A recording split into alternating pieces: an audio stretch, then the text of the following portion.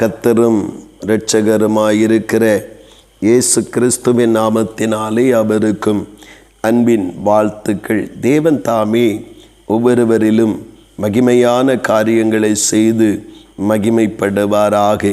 இந்த நாளுக்குரிய தியான வசனம் யோபு 42 அதன் 6வது வசனம். தூளிலும் சாம்பலிலும் இருந்து மனஸ்தாபப்படுகிறேன் என்றான் என்று சொல்லப்படுகிறது.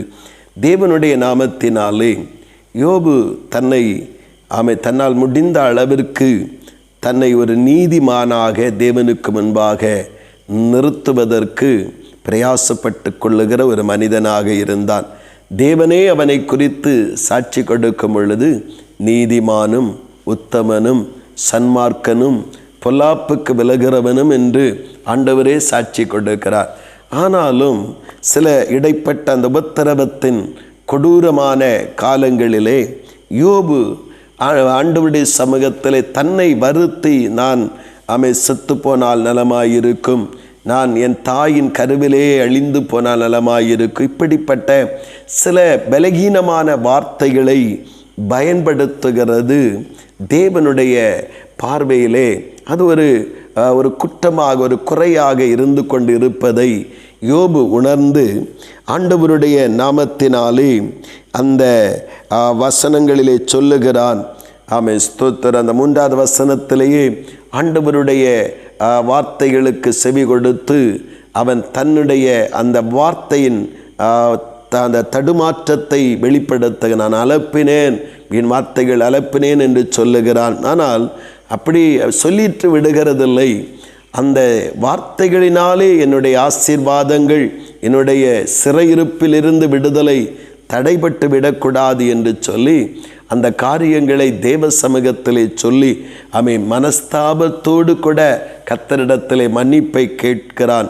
ஆண்டவர் மற்ற இதைவிட சிறப்பாக பேசினவர்கள், கர்த்தரை சார்ந்து கர்த்தருக்காக பேசினவர்கள் எல்லாரையும் விட யோபு ஆண்டவர் சொல்லுகிறார், என் தாசனாகிய யோபு, என் தாசனாகிய யோபு, என் தாசனாகிய யோபு பேசினது போல் நீங்கள் பேசினதில்லை, என் தாசனாகிய யோபு நடந்து கொண்டது போல் நீங்கள் நடந்து கொள்ளவில்லை, என் தாசனாகிய யோபு உங்களுக்காக விண்ணப்பம் பண்ணுவான், அப்படி என்றெல்லாம் அவனை அன்பாக நேசித்து அரவணைத்து கொள்ளுவதை காண முடிகிறது.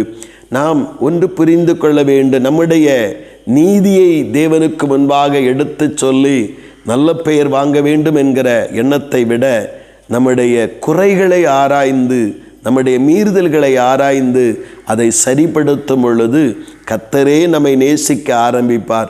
கர்த்தரே நம்முடைய சிறையிருப்பை மாற்ற ஆரம்பிப்பார். கர்த்தரே நமக்கான அனுகூலங்களை உருவாக்க ஆரம்பிப்பார். நாம் நம்முடைய நல்ல காரியங்களை எடுத்து நல்ல காரியங்களை கர்த்தருக்கு முன்பாக அப்படியே பட்டியலிட வேண்டிய அவசியமில்லை. நம்முடைய வாழ்வின் நிலைகளிலே, வார்த்தைகளிலாகிலும் செய்கைகளிலாகிலும் நாம் ஆண்டவருக்கு விரோதமாக பேசியிருக்கிற அல்லது செய்திருக்கிற காரியங்களை நாம் நினைவு கூர்ந்து இந்த யோபுவைப் போல நானும் ஆண்டவருடைய சமூகத்தில் ஆசீர்வதிக்கப்பட வேண்டும் என்று விரும்பினோமாகில் நாம் அந்த குறைகளை சரிபடுத்தி கொள்ளுவதற்கு அதிக கவனம் செலுத்துவோம். ஆண்டவருடைய நாமத்தினாலே நாம் நன்மை செய்ய வேண்டும், கடமைகளை செய்ய வேண்டும், ஆண்டவருக்கு பிரியமானவைகளை செய்ய வேண்டும், ஆவிக்குரிய மேன்மையானவைகளை செய்ய வேண்டும், எல்லாம் நமக்கு நல்லதுதான். ஆனால் ஆண்டவருடைய அங்கீகாரம் பெறுவதற்கு நம்முடைய பிழைகளை, நம்முடைய குறைகளை ஆண்டவருக்கு முன்பாக அறிக்கையிட்டு சரிபடுத்தி கொள்ளுகிற வாழ்க்கை வேண்டும். பிழைகளும் குறைகளும் இருக்கிற அந்த வாழ்க்கையிலே தேவ ஆசீர்வாதத்தை நாம் பெற்றுக்கொள்ளவும், சிறையிருப்பிலிருந்து விடுவிக்கப்படவும், அந்த சோதனையிலிருந்து தப்புவிக்கப்படவும் முடியாதவர்களாய் நாம் போய்விடுகிறோம். தேவனும் தைரியமாய் நம்முடைய வாழ்வில் வல்லமையோடு கூட இடைபட முடியாதவராய் நின்று கொண்டிருக்கிறார். யோபு தன்னுடைய தேவ ஞானத்தினாலே தன்னை தெளிவுபடுத்தி கொண்டது போல நாமும் நம்முடைய நற்காரியங்களை நாம் ஜெபிக்க வேண்டும், ஆராதிக்க வேண்டும், எல்லாம் சரி. ஆனால் நம்முடைய தேவன் நம்மை அங்கீகரித்து நம்முடைய ஆசீர்வாதங்களை தந்து நம்முடைய சூழ்நிலைகள் சிறையிருப்பின் பாடுகளிலிருந்து விடுதலையாக்க நாம் தேவனுக்கு முன்பாக யோபுடைய இந்த குணாதிசயத்தை நாம் பற்றி கொள்ளுவோம். ஆண்டவருக்கு முன்பாக நம்முடைய நிலைகளை நம்முடைய வார்த்தைகளினால், செய்கைகளினால், பார்வைகளினால் உண்டாகிற அந்த குறைகளை ஆராய்ந்து நாம் ஆண்டவருக்கு முன்பாக மனஸ்தாபப்பட்டு அவைகளை விட்டுவிடும் பொழுது தேவன் நம்முடைய வாழ்வின் நன்மையான ஆசீர்வாதங்களையும் நன்மையான இரக்கங்களையும் பாராட்டி யோபுவை கனப்படுத்தினது போல நம்மையும் கனப்படுத்தி இரட்டத்தனையான நன்மைகளால் நிரப்புவாராக. ஆமேன், ஆமேன். செபிப்போம். அன்பின் தகப்பனே, நல்ல இந்த காலை நேரத்திற்காக ஸ்தோத்திரம்.